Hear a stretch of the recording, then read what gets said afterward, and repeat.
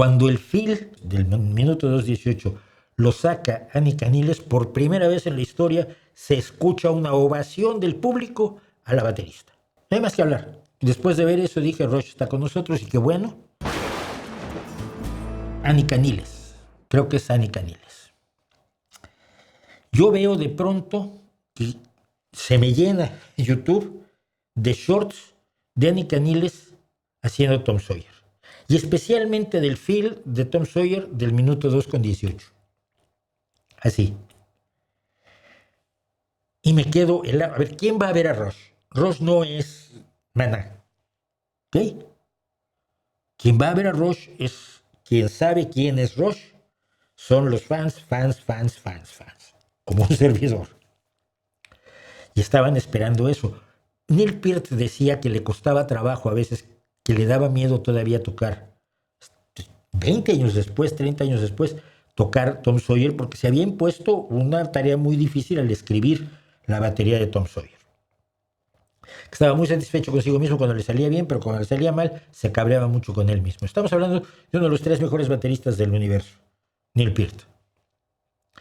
Cuando el fill, el relleno de tambores del minuto 2:18, lo saca Annie Caniles, por primera vez en la historia se escucha una ovación del público a la baterista.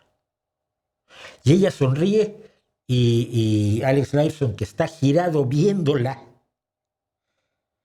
está dejando su protagonismo de guitarrista a esta nueva baterista, se sonríe con ella.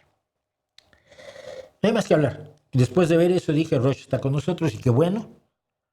Quiero ir a Rush, me gusta Rush, siempre me ha gustado, por lo menos desde Roll the Bones.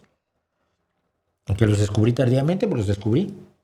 Así que estoy absolutamente encantado de que tenga una baterista de esa calidad y de esa entrega y de esa claridad. Annie Caniles no está allí para sustituir a Neil Peart, porque no puede sustituir a Neil Peart. Como Zach Starkey, el hijo de Ringo Starr, estuvo en The Who sin pretender sustituir para nada al baterista de The Who, ¿no? Está ahí para homenajearlo y está para ocupar un lugar que necesita funcionar. Así que, dicho todo eso, yo estoy encantado de la vida con ello. Y escuchar a Rush, de veras, es una de las mejores bandas de la historia, ¿eh? Hay algunos cantantes mexicanos o bandas que te gusten o gustaron, Javier Solís, Caifanes, Luis Miguel, etcétera. No, Javier Solís más. Siempre he hablado maravillas de Sergio Esquivel, me parece uno de los grandes compositores y un gran intérprete mexicano. Siempre me gustó Marco Antonio Muñiz, pese a los problemas que tenía. Siempre me gustaron los Tres Calaveras. Eso sí, en música mexicana, en música, digamos, directamente autóctona de rock, por supuesto, está Real de 14, que para mí es uno de los mejores grupos. Todo el movimiento rupestre en general me pareció magnífico. Gente como Armando Rosas, como Carlos Arellano, a quien conozco.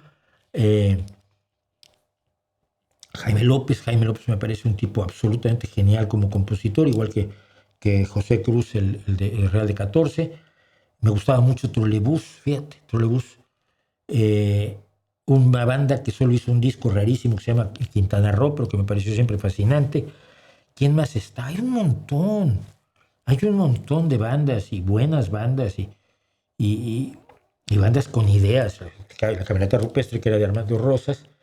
El blues mexicano, cosas como las que hacía Nina Galindo, siempre me pareció magnífico. Entonces, hay muchísima música mexicana que afortunadamente disfruté y viví, ¿no? Está Caifanes dentro del rockcito chafa, del muy chafa. Fíjate, me gustaba más el grupo anterior que Las Insólitas Imágenes de Aurora, que llegaron a grabar algo. De Caifanes, el primer disco me gustó. Yo lo presenté en mi programa en Radio Querétaro, pero luego era infumable. ¿Qué te parece el último que ha sacado Paul McCartney? ¿Será su último álbum? Probablemente sea su último álbum. Siento que es muy emocional, ¿no? Muy nostálgico porque cuando ya llega a cierta edad y en ciertas condiciones, siendo sobre todo probablemente el mejor compositor del siglo XX, la nostalgia se permite generalmente bien, ¿no? No he oído completo el disco, he oído 3 de las canciones, voy a oír más. Los Pogues son considerados punk celta. Yo sí consideraría a los Pogues punk celta. Y aunque tienen cosas que se van al punk nada más. Yo recuerdo un intento absolutamente increíble con un grupo de los más clásicos ah, de la música celta, uno de los cantantes más icónicos de la música celta, The Irish Rover, uno de los clásicos del folclore irlandés, con los Dubliners y los Pogues, en 1987. Y el que era un verdadero dios era el cantante de Dubliners, que el pobre McGowan quería cantar como él, o quería cantar a su altura. Solo se metía la mano en el bolsillo para cantar y McGowan lo hacía también. Pero Ronnie Drew era una maravilla, es un independentista irlandés de mucha potencia. Pero sí, vean a los Pogues cantando con Dubliners. Yo sí los ubicaría dentro del punk celta en general.